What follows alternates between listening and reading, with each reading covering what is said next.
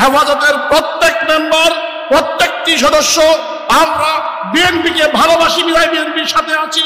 সরমনা হুজুর একটা কথা বলেছে, পায়খানার এই পিঠো খারাপ ওই পিঠো খারাপ, ঠিক না বে ঠিক কথা বলেন।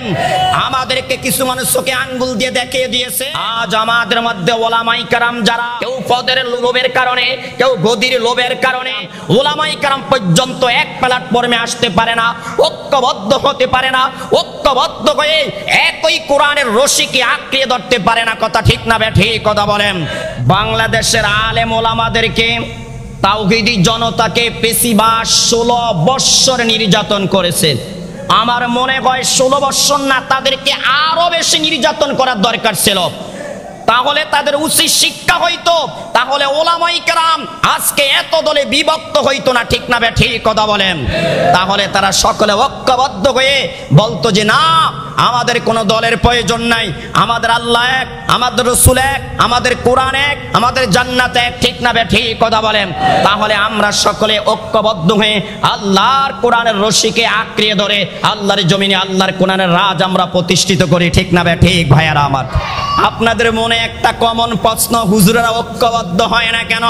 তবে প্রিয় ভাইয়ারা আমার, বন্ধুরা আমার ইমান আপনাদের ইমান হেফাজতের জন্য আপনাদের কাছ থেকে আজকে একটা ওয়াদা নিতে চাই। হুজুরেরা ঐক্যবদ্ধ হোক বা না হোক, ইসলামী দলগুলো ঐক্যবদ্ধ হোক বা না হোক, তবে আমি আর আপনি ওয়াদা নিতে হবে।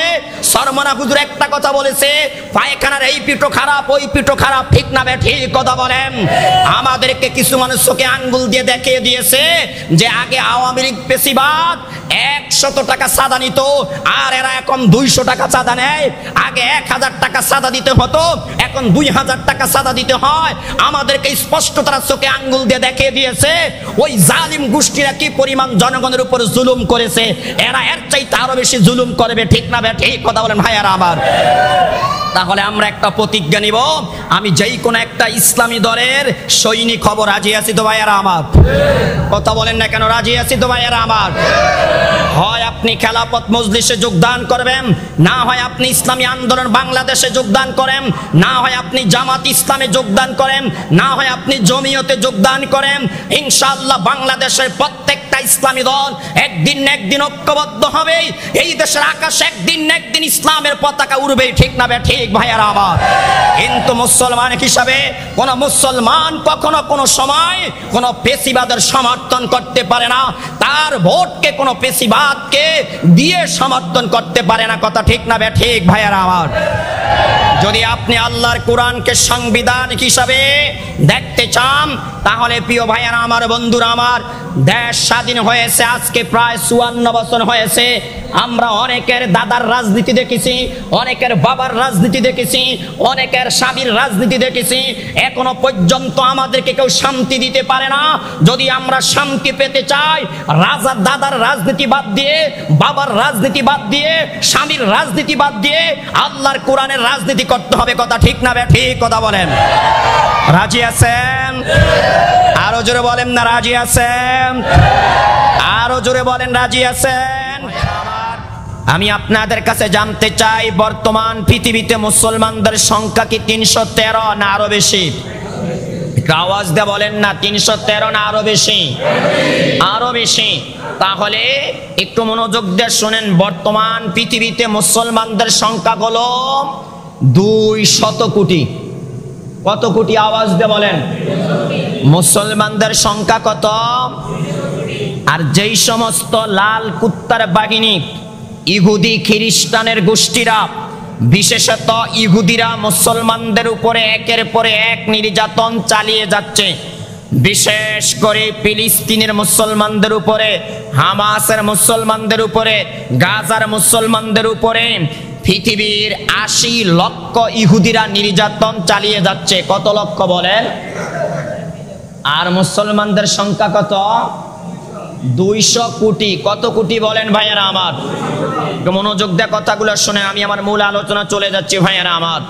পুরা পৃথিবীতে বর্তমানে মুসলমানদের সংখ্যা হলো 200 কোটি, আর ইহুদিদের সংখ্যা হলো 80 লক্ষ। কত লক্ষ বলেন? কিন্তু দুঃখের বিষয় হলো 80 লক্ষ ইহুদিদের বিরুদ্ধে 80 লক্ষ ইহুদিদের মোকাবেলায় 200 কোটি ইমানদার দাঁড়ানোর সাহস করতে পারে না। তার কারণ হলো আজ বর্তমানে সংখ্যায় মুসলমান বাড়লেও ওই বদরের প্রান্তের 313 জনের মতন ইমানদার এখনো হইতে পারে না। ঠিক না ঠিক কথা বলেন?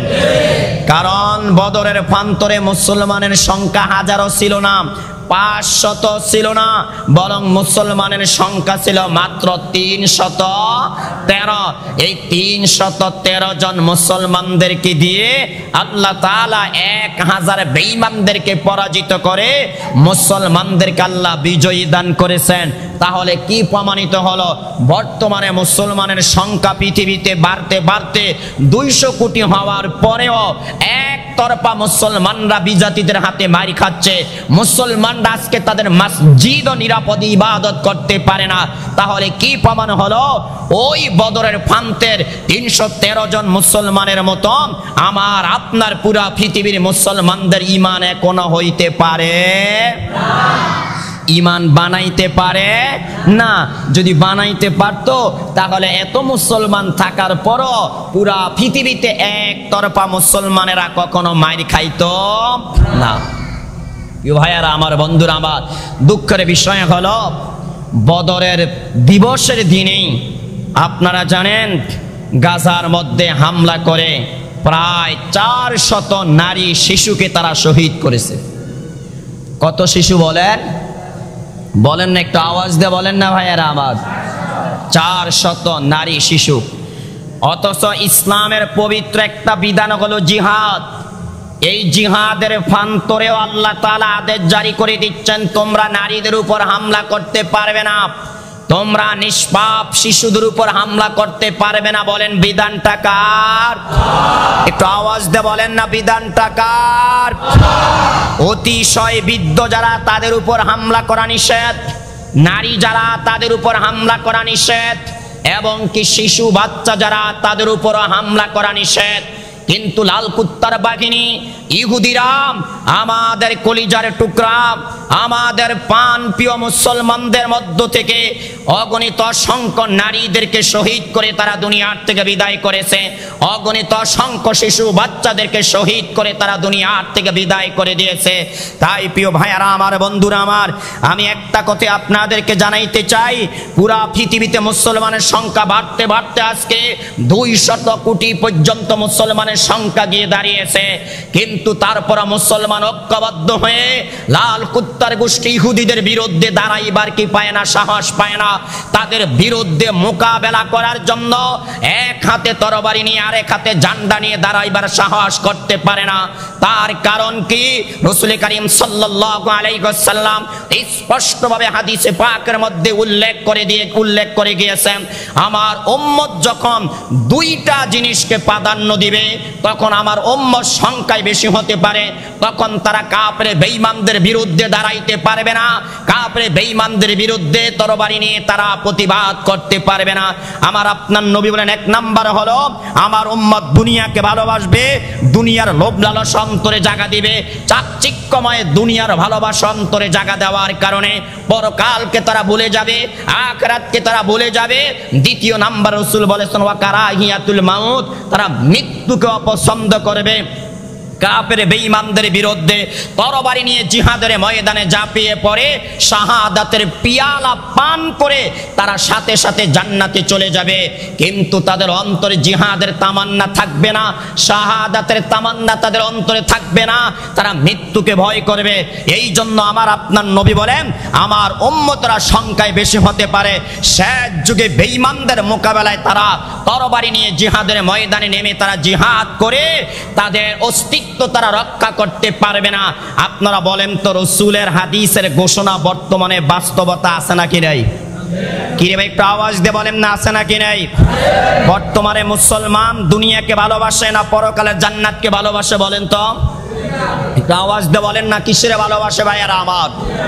হে আমার ভাইয়ারা, বন্ধুরা আমার, শুধুমাত্র সাধারণ মুসলমান দুনিয়াকে ভালোবাসে এমন নয়, আজ আমাদের মধ্যে ওলামায়ে কেরাম যারা, তারা আজকে দুনিয়াকে ভালোবাসার কারণে, দুনিয়াকে প্রাধান্য দেওয়ার কারণে, দুনিয়ার লোভ লালসা অন্তরে জায়গা দেওয়ার কারণে, কেউ পদের লোভের কারণে, কেউ গদির লোভের কারণে, কেউ অবৈধ নারী ভোগের লোভের কারণে, কেউ মাল সম্পদের লোভের কারণে আজ সাধারণ মানুষের কথা বাদই দিলাম, ওলামায়ে কেরাম পর্যন্ত এক প্ল্যাটফর্মে আসতে পারে না, ঐক্যবদ্ধ হতে পারে না, ঐক্যবদ্ধ হয়ে একই কোরআনের রশিকে আঁকড়িয়ে ধরতে পারে না। কথা ঠিক না ঠিক কথা বলেন। এই জন্য মুসলমান আজ পদে পদে পদে পদে শুধু বাংলাদেশ নয়, পুরা পৃথিবীতে লাঞ্ছিত হচ্ছে, অপমানিত হচ্ছে। একদিকে ফিলিস্তিনের জমিন ইহুদি খ্রিস্টানদের হাতে লাল হচ্ছে, অপরদিকে ভারতের উগ্রবাদী হিন্দুদের হাতে আমাদের নিরপরাধী মুসলমানরা কি হচ্ছে, নির্যাতিত হচ্ছে। ঠিক না ঠিক কথা বলেন ভাইয়েরা আমার। শুধু কারণ হলো একটাই, আজ আমরা ঐক্যবদ্ধ হতে পারি নাই। তিনটা কারণে। আল্লাহর হাবিব যে হাদিসের মধ্যে বলেছেন, বনি ইসরাইল ধর্ম নিয়ে দলাদলি করে 72 দলে বিভক্ত হয়েছে, আর আমার উম্মত ধর্ম নিয়ে দলাদলি করে 73 দলে বিভক্ত হবে। সাহাবায়ে কেরাম তখন বললেন, ইয়া রাসূলুল্লাহ, ইয়া হাবিবাল্লাহ, আপনার কাছে জানতে চাই, এই 72 দলের পরিচয় আপনি আমাদের কাছে না দিয়ে একটা দলের পরিচয় আপনি আমাদের কাছে দেন।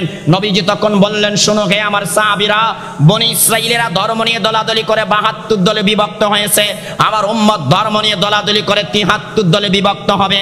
72 দল জাহান্নামে যাবে, একটা দল জান্নাতে যাবে। তখন সাহাবীরা বললেন, নবীজি 72 দলের পরিচয় আমাদের জানার দরকার নাই, একটা দলের পরিচয় আপনি আমাদেরকে দেন যেই দলটা আল্লাহর জান্নাতে যাবে। তখন নবীজি বললেন, মা না আলাইহি ওয়া সাহাবী, আমি মুহাম্মদ যেই পথে আছি, আমার সাহাবীরা যেই পথে আছে, সেই পথে কিয়ামত পর্যন্ত যত মুমিন মুসলমান থাকবে তারাই জান্নাতে যাবে। চিল্লা বলি সুবহানাল্লাহ। এই হাদিসের ব্যাখ্যা করতে যে মুহাদ্দিসিনে কেরাম বলেন, আমার নবীর উম্মতরা 73 দলে কেন বিভক্ত হবে, 72 দল জাহান্নামে যাবে, এক দল জান্নাতে যাবে। সেখানে 3টা কারণ উল্লেখ করেছেন। কয়টা কারণ একটু আওয়াজ দিয়ে বলেন। 1 নম্বরে হুব্বে মাল, মালের লোভের কারণে উম্মত 73 দলে বিভক্ত হবে। 2 নম্বরে হুব্বে যা, গদির লোভে, পদের লোভে আমার উম্মত 73 দলে বিভক্ত হবে। 3 নম্বরে হলো হুব্বে নিসা, আমার উম্মত অবৈধভাবে নারী উপভোগের লোভের কারণে 73 দলে বিভক্ত হবে। প্রিয় ভাইয়ারা আমার, বন্ধুরা আমার, বর্তমান সময়ে আলেম সমাজের দিকে আপনারা একটু তাকিয়ে দেখেন, কেউ কাউকে নেতা মানতে রাজি নয়, কেউ কাউর নেতৃত্ব মানতে রাজি নয়। এই জন্য বাংলাদেশের ওলামায়ে কেরাম ঐক্যবদ্ধ হতে পারে না। ঠিক না ঠিক কথা বলেন। প্রিয় ভাইয়ারা আমার, আমাদেরকে মনে রাখতে হবে, এই সুযোগে যদি ওলামায়ে কেরাম ঐক্যবদ্ধ হয়ে যদি আল্লাহর জমিনে আল্লাহর রাজ প্রতিষ্ঠিত করতে না পারে, তাহলে আশা করা যায় না 100 বছর আগেও ওলামায়ে কেরাম এই সুযোগ আর পাবে। ঠিক না ঠিক কথা বলেন। তো প্রিয় ভাইয়ারা, বন্ধুরা আমার, দুঃখ লাগে আজ আমরা ঐক্যবদ্ধ হতে পারি না 3টা কারণে। কয়টা কারণে একটু আওয়াজ দিয়ে বলেন ভাইয়ারা আমার। 1 নম্বরে হলো গদির লোভের কারণে, 2 নম্বরে হলো মালের লোভের কারণে, 3 নম্বরে হলো অবৈধভাবে নারী ভোগের লোভের কারণে উম্মত 73 দলে বিভক্ত হয়েছে। নবীজি বলেন, এই জন্য আমার উম্মত আজকে কি হইতে পারে না, ঐক্যবদ্ধ হইতে পারে না। আর মুসলমানদের বিজয়ীর বিকল্প কোন পদ্ধতি নাই ঐক্য হওয়া ব্যতীত। ঠিক না ঠিক ভাইয়েরা আমার? প্রিয় ভাইয়েরা আমার, ঐক্য হওয়া ব্যতীত কি মুসলমান কখনো বিজয়ের মালা গলায় পড়তে পারবে? একটু আওয়াজ দিয়ে বলেন না, পড়তে পারবে? আমার আফসোস হয়, বাংলাদেশের আলেম ওলামাদেরকে, তাওহীদি জনতাকে পেশিবাদ 16 বৎসর নির্যাতন করেছে। আমার মনে হয় 16 বৎসর না, তাদেরকে আরো বেশি নির্যাতন করার দরকার ছিল। তাহলে তাদের উচিত শিক্ষা হইতো, তাহলে ওলামায়ে কেরাম আজকে এত দলে বিভক্ত হইতো না। ঠিক না ঠিক কথা বলেন? তাহলে তারা সকলে ঐক্যবদ্ধ হয়ে বলতো যে না, আমাদের কোনো দলের প্রয়োজন নাই, আমাদের আল্লাহ এক, আমাদের রাসূল এক, আমাদের কোরআন এক, আমাদের জান্নাত এক। ঠিক না ঠিক কথা বলেন? তাহলে আমরা সকলে ঐক্যবদ্ধ হয়ে আল্লাহর কোরআনের রশিকে আঁকড়িয়ে ধরে আল্লাহর জমিনে আল্লাহর কোরআনের রাজ আমরা প্রতিষ্ঠিত করি। ঠিক না ঠিক ভাইয়ারা আমার? প্রিয় ভাইয়ারা আমার, প্রিয় ভাইয়ারা আমার, বন্ধুরা আমার, কষ্ট লাগে। আমরা অনেকেই ইসলামী খেলাফা চাই, ইসলামী খেলাফা প্রতিষ্ঠিত হোক, এটা আমরা অনেকেই চাই, কিন্তু আমরা ইসলামী রাজনীতি করতে রাজি না। বলেন এমন মুসলমান আছে নাকি নাই? প্রিয় ভাইয়ারা আমার, বন্ধুরা আমার, কথা যেহেতু চলে আসছে, দুই একটা কথা আমি আপনাদের সামনে বলি, একটু মনোযোগ দিয়ে শোনেন। আমরা কি চাই না যে আমার দেশে চুরি না হোক? কথা বলেন না কেন? আমরা কি চাই আমাদের দেশে চুরি হোক? ভাই একটু আওয়াজ দিয়ে কথা বলেন, মুসলমান আওয়াজ দিয়ে কথা বলেন। আমরা কি চাই আমাদের দেশে চুরি হোক? চুরি বন্ধ হোক, এটা আমরা চাই কি চাই না বলেন ভাইয়েরা আমার? ডাকাতি বন্ধ হোক, এটা আমরা চাই কি চাই না? আমার দেশের সম্পদ বিদেশ পাচার বন্ধ হোক, এটা আমরা চাই কি চাই না বলেন ভাইয়েরা আমার? আমার দেশে জিনা বন্ধ হোক, এটা আমরা চাই কি চাই না? ধর্ষণ বন্ধ হোক, আমরা চাই কি চাই না বলেন ভাইয়েরা আমার? খুন করা বন্ধ হোক, এটা আমরা চাই কি চাই না? ঘুম করা বন্ধ হোক, আমরা চাই কি চাই না ভাইয়েরা আমার? ভালোভাবে মনে রাখবেন প্রিয় ভাইয়েরা আমার, বন্ধুরা আমার, তাম পৃথিবীর সমস্ত উলামায়ে কেরাম যদি ঐক্যবদ্ধ হয়ে ওয়াজ করে, হে তাম পৃথিবীর চোরের দলেরা, তোমরা চুরি করা বন্ধ করে দাও, আল্লাহর কসম কোনোদিন চুরি করা বন্ধ হবে না। তাম দুনিয়ার সমস্ত উলামায়ে কেরাম যদি ঐক্যবদ্ধ হয়ে ওয়াজ করে, হে তাম পৃথিবীর ডাকাতের দলরা, তোমরা ডাকাতি করা বন্ধ করে দাও, তাম দুনিয়ার সমস্ত উলামায়ে কেরাম যদি ঐক্যবদ্ধ হয়ে ওয়াজ করে, যদি বলে হে দর্শকের দলেরা, তোমরা দর্শন করা বন্ধ করে দাও, হে জিনাখোরের দলেরা, তোমরা জিনা করা বন্ধ করে দাও, আল্লাহর কসম কোনোদিন চুরি বন্ধ হবে না, ডাকাতি বন্ধ হবে না, জিনা বন্ধ হবে না, দর্শন করা বন্ধ হবে না, যেই পর্যন্ত আল্লাহর জমিনে কোরআনকে সংবিধান বানিয়ে আল্লাহর কোরআন দিয়ে চোরের বিচার করা না হবে, আল্লাহর কোরআন দিয়ে ডাকাতের বিচার করা না হবে, আল্লাহর কোরআন দিয়ে দর্শকের বিচার করা না হবে, আল্লাহর কোরআন দিয়ে জিনাখোরের বিচার করা না হবে, সেই পর্যন্ত পুরা পৃথিবীর থেকে ওলামায়ে কেরাম যত ওয়াজ করে, চুরি ডাকাতি জিনা দর্শন বন্ধ হবে না। কথা ঠিক না বেঠি? কি বলেন আপনারা, বন্ধ হবে নাকি ভাইয়ারা আমার? এটা তো চলে না। কি বলেন আপনারা, বন্ধ হবে? কোনোদিনও বন্ধ হবে না। হে আমার ভাইয়ারা, বন্ধুরা আমার, আমি আর আপনি নয়, আমরা আপনারা নয়, তাম পৃথিবীর সমস্ত ওলামায়ে কেরাম চেষ্টা করলেন ওয়াজ করে কোনোদিন চুরি বন্ধ করতে পারবে না। আল্লাহ তাআলা স্পষ্ট ভাষায় জানিয়ে দিচ্ছেন, আস-সারিকু ওয়াস-সারিকাতু ফাকতাউ আইদিয়াহুমা। আল্লাহ বলেন, যখন কোন নারী পুরুষ চুরি করে ধরা পড়বে, আল্লাহ বলেন তখন তোমরা তাদের হাত কেটে দিবে। বিধানটা কার? একটু আওয়াজ দিয়ে বলেন না, বিধানটা কার? রে ভাই একটু আওয়াজ দিয়ে বলেন, বিধানটা কার? স্বভাবের কারণে যারা চুরি করে, অভাবের কারণে চুরি করে না, স্বভাবের কারণে যারা চুরি করে, যাদের টাকার অভাব নাই, বাড়ির অভাব নাই, গাড়ির অভাব নাই, অবৈধভাবে টাকার পাহাড় করেছে, অবৈধভাবে গাড়ি করেছে, বাড়ি করেছে, দেশের সম্পদ বিদেশ পাচার করেছে। আমি আপনাদের কাছে জানতে চাই, এই সমস্ত ডিগ্রিধারী শিক্ষিত স্বভাব চোর যারা, এরা যদি চুরির দায়ে ধরা খায়, এদের হাত কাটার বিধানটা কে দিয়েছে? একটু আওয়াজ দিয়ে বলেন। একটু মুসলমানের আওয়াজ দিয়ে বলেন, নাই বিধানটা দিয়েছে কে? যদি রাজপথে একটা চোরকে দাঁড় করিয়ে যদি আল্লাহর বিধান মতে হাত কেটে দেওয়া হয়তো, আল্লাহর কসম বাংলাদেশে আর কোনোদিন কোন স্বভাব চোর, শিক্ষিত চোর, নামদারি ডিগ্রিওয়ালা চুরি করার সাহস পেত না। কথা ঠিক না ঠিক কথা বলেন।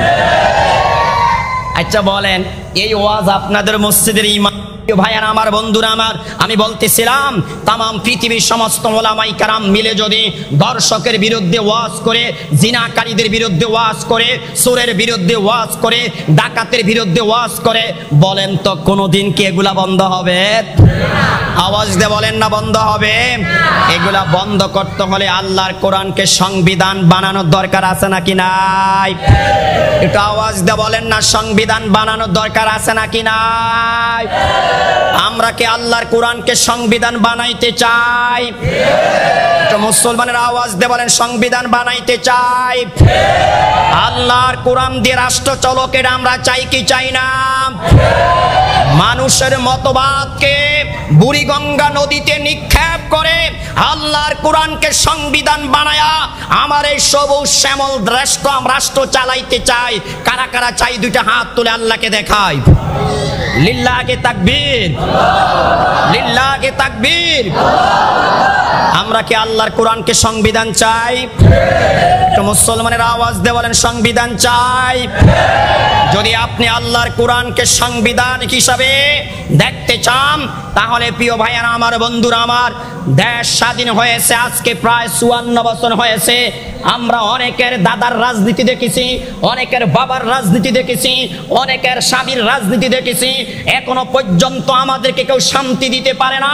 যদি আমরা শান্তি পেতে চাই, রাজার দাদার রাজনীতি বাদ দিয়ে, বাবার রাজনীতি বাদ দিয়ে, স্বামীর রাজনীতি বাদ দিয়ে আল্লাহর কোরআনের রাজনীতি করতে হবে। কথা ঠিক না বে ঠিক? কথা বলেন। রাজি আছেন? আরো জোরে বলেন না রাজি আছেন? আরো জোরে বলেন রাজি আছেন? আপনাদের মনে একটা কমন প্রশ্ন, হুজুরেরা ঐক্যবদ্ধ হয় না কেন? তবে প্রিয় ভাইয়ারা আমার, বন্ধুরা আমার, আমার ঈমান আপনাদের ঈমান হেফাজতের জন্য আপনাদের কাছ থেকে আজকে একটা ওয়াদা নিতে চাই। হুজুরেরা ঐক্যবদ্ধ হোক বা না হোক, ইসলামী দলগুলো ঐক্যবদ্ধ হোক বা না হোক, তবে আমি আর আপনি ওয়াদা নিতে হবে।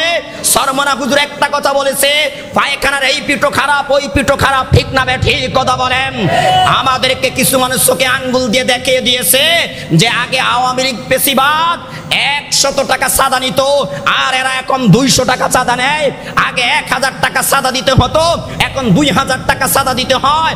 আমাদেরকে স্পষ্ট তারা চোখে আঙ্গুল দিয়ে দেখিয়ে দিয়েছে ওই জালিম গোষ্ঠীরা কি পরিমাণ জনগণের উপর জুলুম করেছে।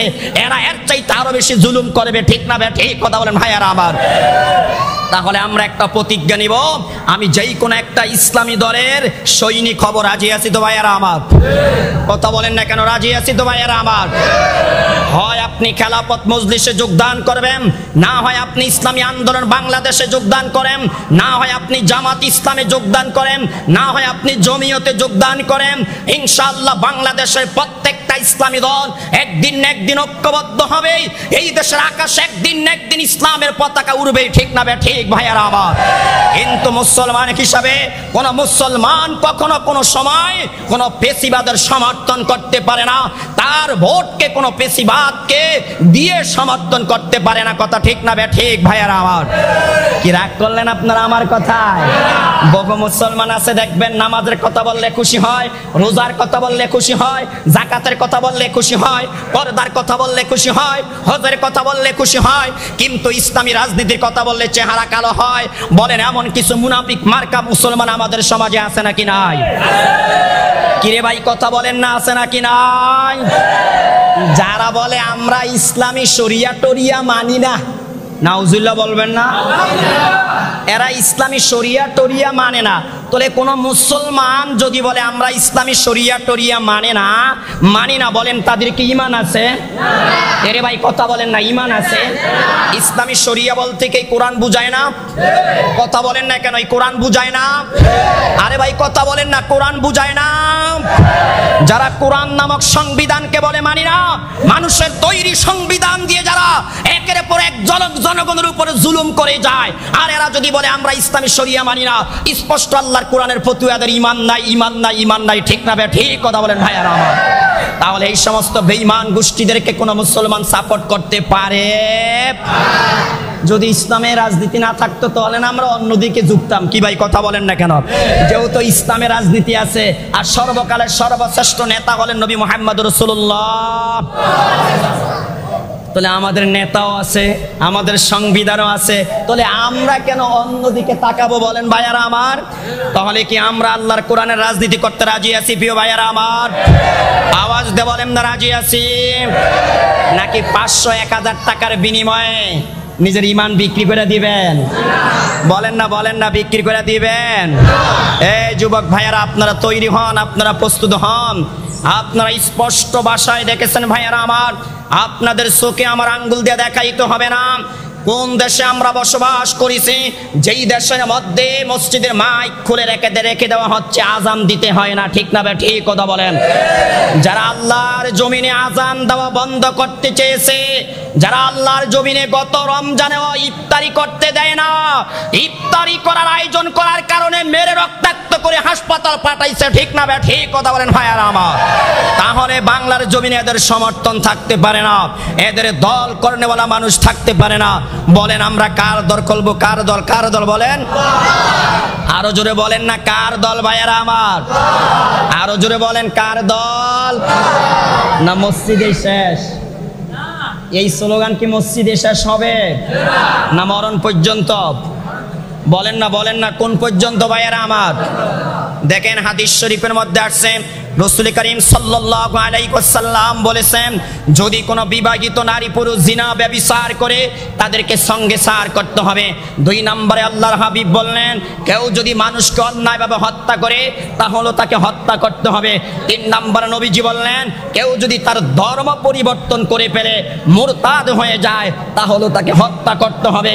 প্রিয় ভাইয়েরা আমার, বন্ধুরা আমার, আমি আপনাদের কাছে জানতে চাই, এই 3টা অপরাধের বিচার আপনি সারাদিন ওয়াজ করলো কি হবে? বলেন না, হবে? হবে। তাহলে আল্লাহর কোরআনকে সংবিধান মানার দরকার আছে নাকি নাই? বলেন আমার দেশে মুরতাদ আছে নাকি নাই ভাইয়েরা আমার?